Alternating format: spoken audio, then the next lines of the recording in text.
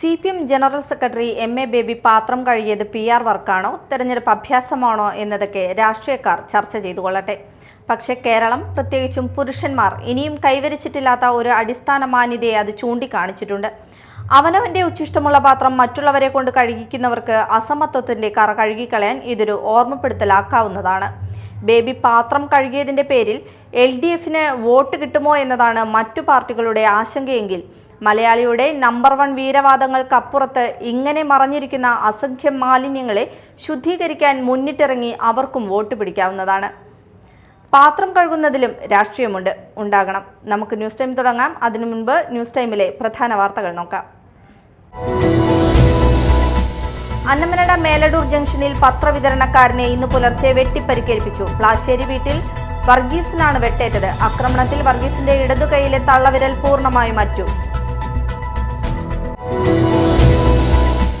കൃത്രിമ പാലുകൾ സൃഷ്ടിച്ച് അനധികൃത മത്സ്യബന്ധനം നടത്തുന്ന 7 ഫൈബർ വള്ളങ്ങളും അനുബന്ധ സാധന സാമഗ്രികളും അഴീക്കോട് ഫിഷറീസ് മറൈൻ എൻഫോഴ്സ്മെന്റും കോസ്റ്റൽ പോലീസും ചേർന്ന് പിടിച്ചെടുത്തു. വള്ളങ്ങൾക്ക് 3.10 ലക്ഷം രൂപ പിഴ ചുമത്തി. കൊരട്ടി പ്രസിലെ കോമ്പൗണ്ടിൽ വീണ്ടും തീപിടുത്തം. അഗ്നിരക്ഷാസേന 1.5 മണിക്കൂറോളം സമയമെടുത്ത് തീ അണച്ചു. പ്രസിലേത് ഈ വർഷത്തിൽ ഇതോടെ 4ാമത്തെ തീപിടുത്തം. വിശദമായ വാർത്തകളിലേക്ക് പോകാം. അന്നമനട മേലടൂർ ജംഗ്ഷനിൽ പത്രവിതരണക്കാരനെ വെട്ടിപ്പരിക്കേൽപ്പിച്ചു. പ്ലാശ്ശേരി വീട്ടിൽ 62 വയസ്സുള്ള വർഗീസിനാണ് വെട്ടേറ്റത്. ഇന്ന് പുലർച്ചെ 3 മണിയോടെയായിരുന്നു സംഭവം. ആക്രമണത്തിൽ വർഗീസിന്റെ ഇടതു കൈയിലെ തള്ളവിരൽ പൂർണ്ണമായും അറ്റുപോയി.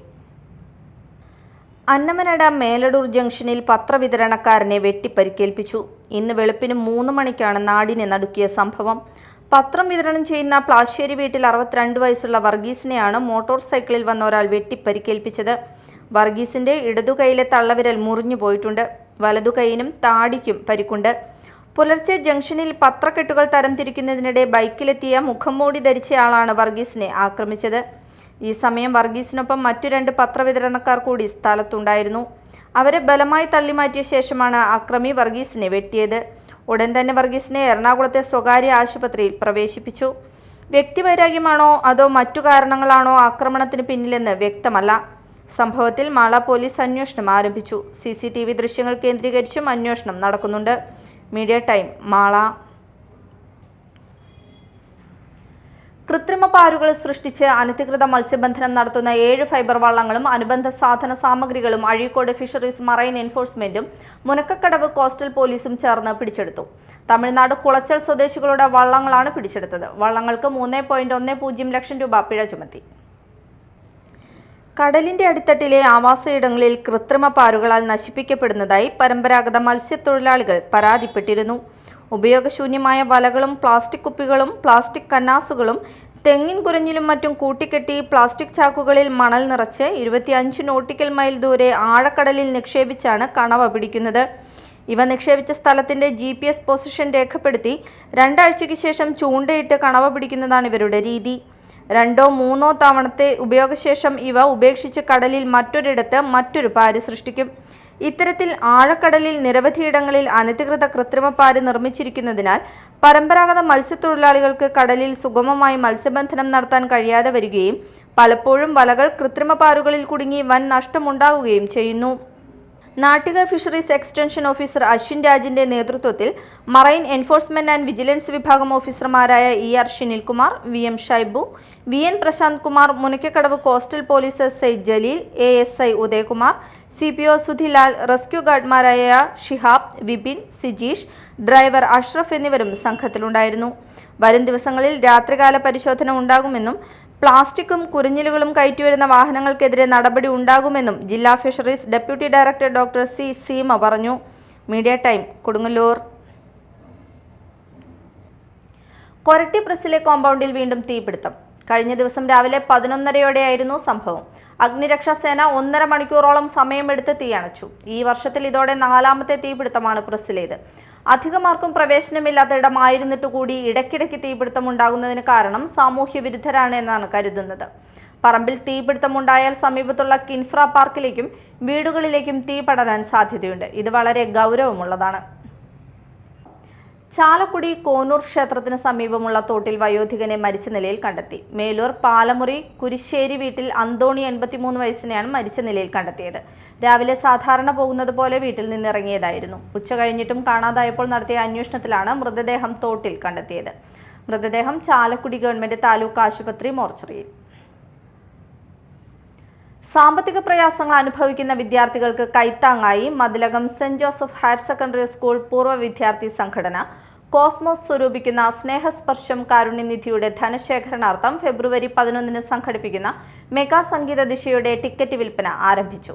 സ്കൂൾ മാനേജർ ഫാദർ ഷൈജൻ കളത്തിൽ വിതരണോദ്ഘാടനം നിർവഹിച്ചു.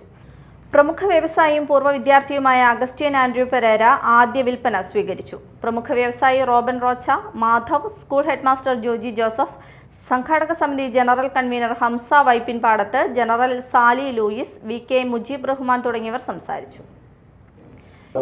അറിയാവുന്നതുപോലെ ഒരുപാട് കുട്ടികൾ പഠിക്കുന്ന 4500ഓളം കുട്ടികൾ പഠിക്കുന്ന ഈ വിദ്യാലയത്തിൽ ഈ തീരദേശത്തെ ഒരുപാട് കഷ്ടത അനുഭവിക്കുന്ന, സാമ്പത്തിക പരാധീനത അനുഭവിക്കുന്ന, ജീവിതം മുന്നോട്ട് കൊണ്ടുപോകാൻ പ്രതിസന്ധി അനുഭവിക്കുന്ന ഒരുപാട് കുട്ടികളുണ്ട്.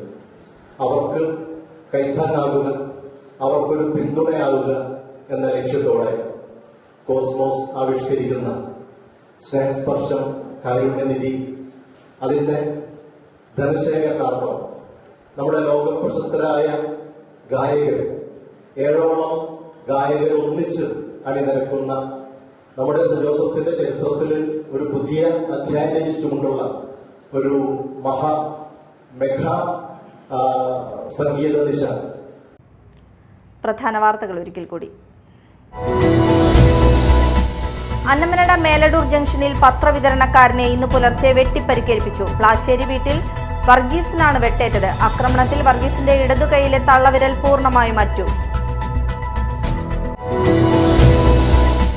കൃത്രിമ പാലുകൾ സൃഷ്ടിച്ച് അനധികൃത മത്സ്യബന്ധനം നടത്തുന്ന 7 ഫൈബർ വള്ളങ്ങളും അനുബന്ധ സാധന സാമഗ്രികളും അഴീക്കോട് ഫിഷറീസ് മറൈൻ എൻഫോഴ്സ്മെന്റും കോസ്റ്റൽ പോലീസും ചേർന്ന് പിടിച്ചെടുത്തു. വള്ളങ്ങൾക്ക് 3.10 ലക്ഷം രൂപ പിഴ ചുമത്തി. കൊരട്ടി പ്രസിലെ കോമ്പൗണ്ടിൽ വീണ്ടും തീപിടുത്തം. അഗ്നിരക്ഷാസേന 1.5 മണിക്കൂറോളം സമയമെടുത്ത് തീ അണച്ചു. പ്രസിലേത് ഈ വർഷത്തിൽ ഇതോടെ 4ാമത്തെ തീപിടുത്തം. ഇതോടെ ന്യൂസ് ടൈം സമാപിച്ചു. നമസ്കാരം.